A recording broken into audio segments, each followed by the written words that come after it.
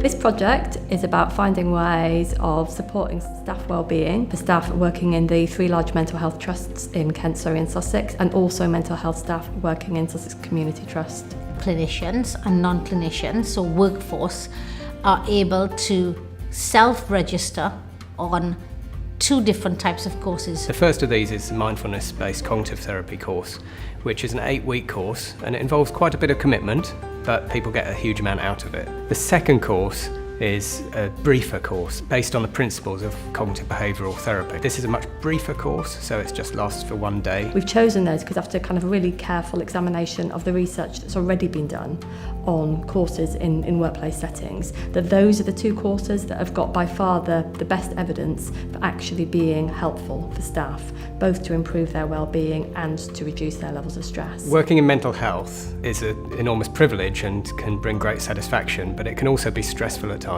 Dealing with people's problems on a daily basis can take a toll. NHS staff, when you compare them to staff working in other organisations, even to other public sector organisations, they report high levels of stress, they're more likely to be off work sick, and they're more likely to be off work sick for stress-related reasons. There was a time where I was feeling kind of quite low in mood, demoralised with my work.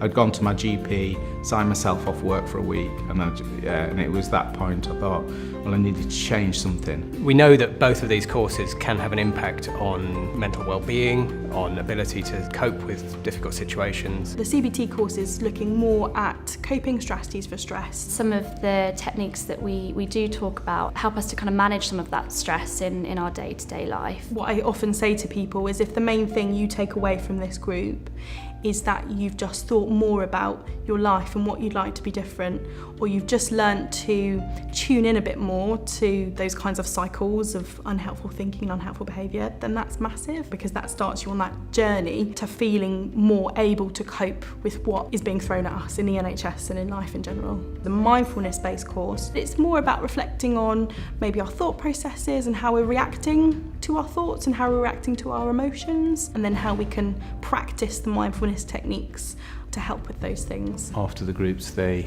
tend to feel calmer, more able to manage stress. They're more able to reflect on what they do. They're more able to look after themselves and take time out for themselves. I've been really fortunate to be able to attend the 8-week mindfulness course, and I found it so beneficial, not just for kind of my personal life, but actually in terms of the work environment as well. And I've really noticed a difference in my work, and it's been really helpful. I'd never heard of mindfulness. What I noticed was managing stress much better. Before the training, a typical day to work would be, that hour to work would be one of worrying, telling myself how busy I am, telling myself how my job is not how it ought to be and I'm not happy in my job. So that kind of self-narrative, it stopped that. The mindfulness training allowed me just to be in the moment, in the car, on the journey to work, not with them thoughts. And what I found is just over time,